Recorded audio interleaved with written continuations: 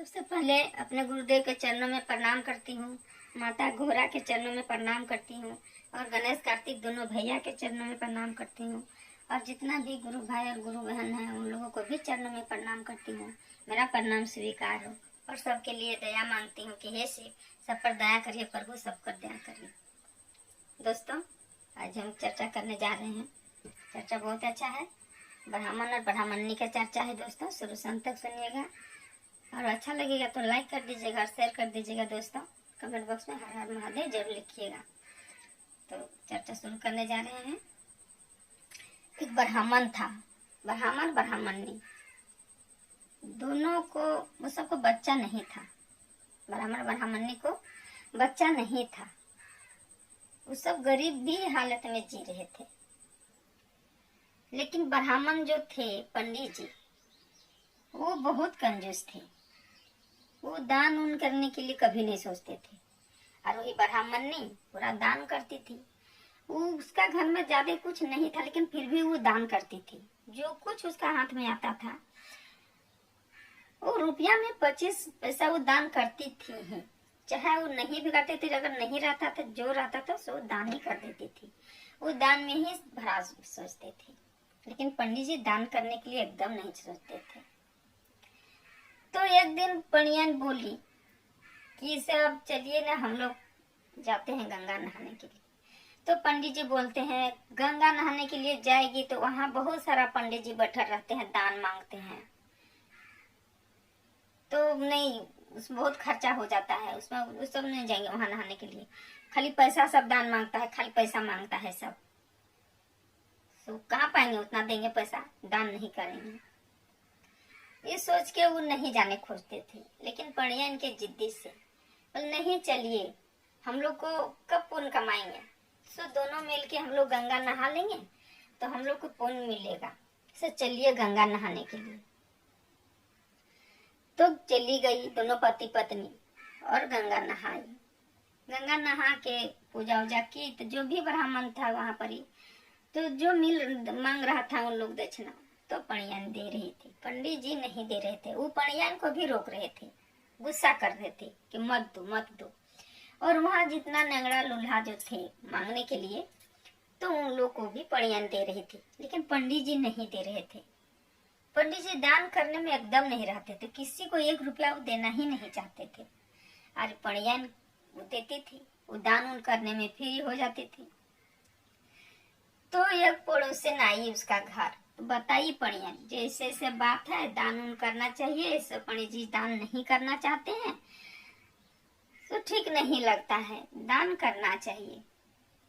तो पड़ोसन जो थी बोली कि देखिए, आप दान करिएगा तो पहले गुरुमुख होइए, और गुरुमुख होने के बाद आप जो भी दान करिएगा आपको सब वहां रखल रहेगा, उसमें आपको पुण्य मिलेगा।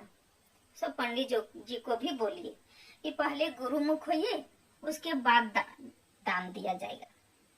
तो फिर से पंडित जी बोलते हैं कि गुरुमुख होने के लिए हमको ब्राह्मण मंगाना पड़ेगा, उसको पूजा उजा करवाएंगे, दक्षिणा देंगे, सीधा उधर देंगे ना, तो हमको ये सब नहीं देना है, ये सब फालतू है। दान पुण्य सब फालतू है। कौन कहता है गुरुमुख होता है दान करना है तो पुण्य मिलता है दान करने से? ये सब झूठ है। हमको दान नहीं करना है। अपने लिए कमाते हैं कि दूसरा के लिए कमाते हैं? जो कमा रहे हैं कम बेसी, तो हम लोग अपना खाएंगे कि दान करेंगे? लेकिन पणियन वो नहीं मानी, वो गुरुमुख हुई और दान की, अपना पुण्य कमा ली। लेकिन ये जो पंडित जी थे, पंडित जी ये दान नहीं किए। और तो और जो पणियन करती थी दान, उसमें भी ये गुस्सा करते थे। तब बहुत दिन बीत गया, दोनों कोई बूढ़ा बूढ़ी हो गए। जब बूढ़ा बूढ़ी हो गए तो एक दिन पंडित जी नहीं रहे, वो स्वर्गवास हो गए। तब पणियन अकेले थी और वो दान पुण्य में ही लगी रहती थी, अपना के लिए कुछ नहीं सोचती थी। सोचती कि बाद में बच्चा क्या है, दान करेंगे तो वो हमको आगे दिन मिलेगा। वो दान ही करती थी। पर पंडित जी नहीं, तो वो उसी तरह वो चल गए, बिना दान किए वो चले गए। जब पंडित जी मर गए, नहीं रहे, तो 2-4 साल के बाद ये जो पणियन थी ये भी मर गई, ये भी नहीं रही। पणियान मर गई, तब जो बोलते हैं दूत सब आता है ले जाने के लिए। भगवान गुरुदेव भेजे कि जाओ, वो मेरा बहुत बड़ा भक्त है, उसको फूल के सेज में बैठा के लाओ। गौ माता को अच्छा से सजा उजा के या फूल के सेज बना दो और उसको आत्मा लेके आ मेरा पास, वो मेरा बहुत बड़ा भक्त है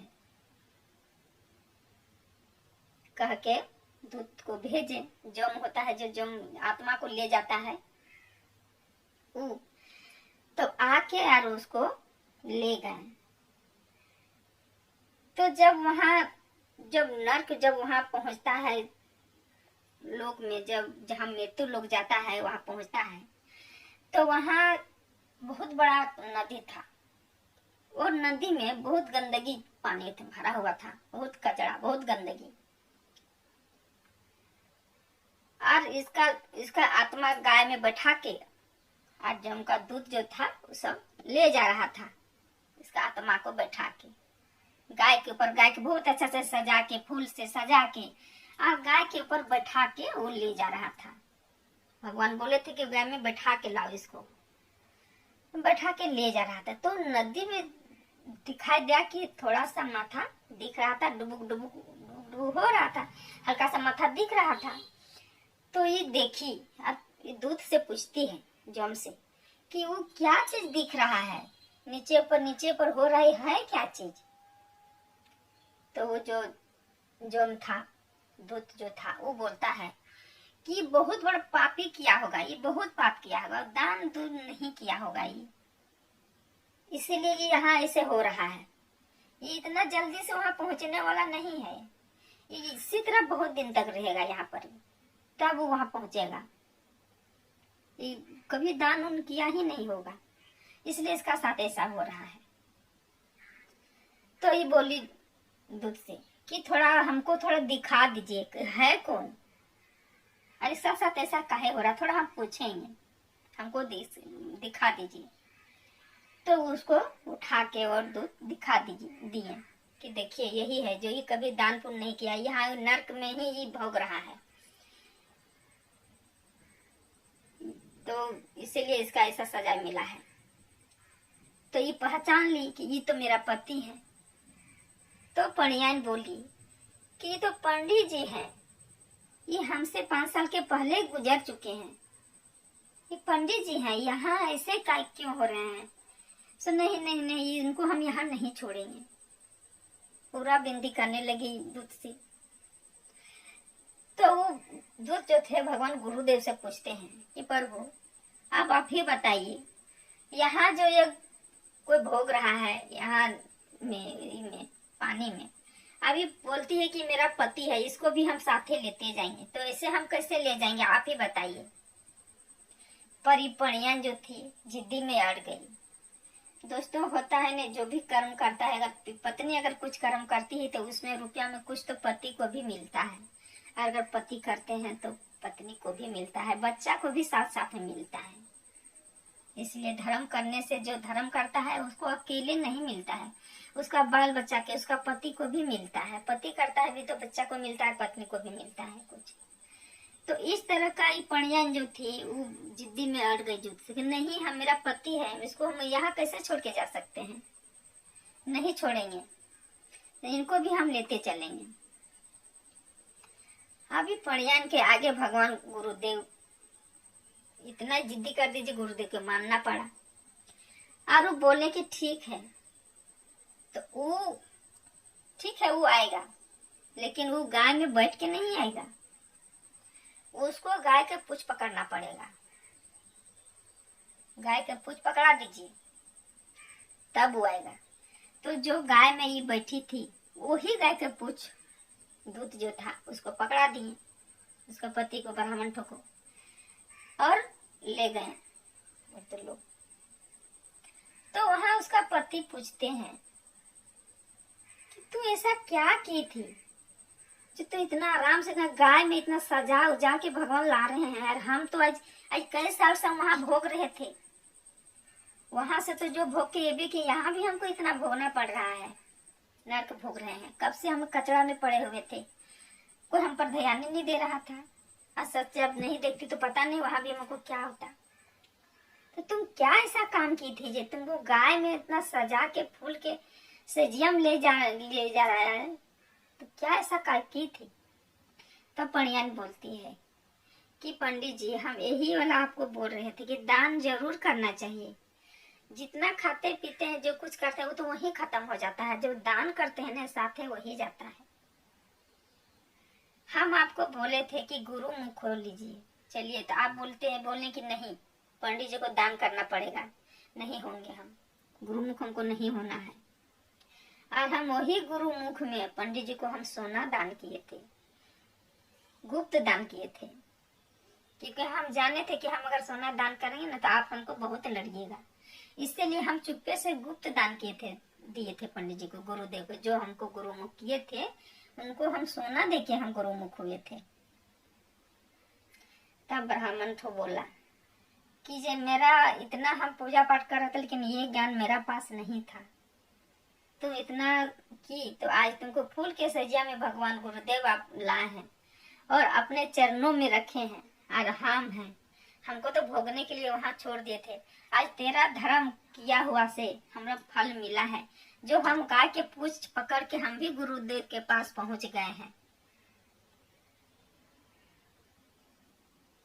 इस तरह कह के और फिर माफी मांगने लगे। उसका पति भी माफी मांगने लगे, गुरुदेव से माफी मांगने लगे कि गुरुदेव हमसे बहुत गलती हुआ है, ये हमको बहुत समझा रही थी, हमको इतना समझ नहीं था, सो माफ कर दीजिएगा।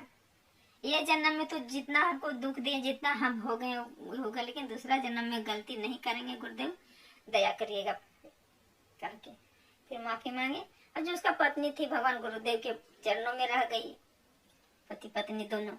उसका पत्नी अपना पति को नहीं छोड़ी, नहीं हम जहाँ रहेंगे मेरा पति वहीं रहेगा।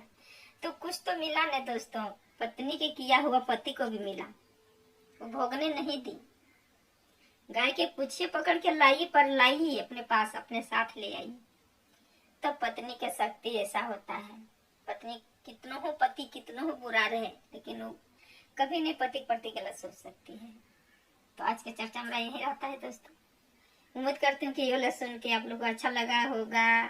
लाइक कर दीजिएगा, शेयर कर दीजिएगा दोस्तों। तो सब मिलके बोलिए हर हर महादेव, माता पार्वती की जय।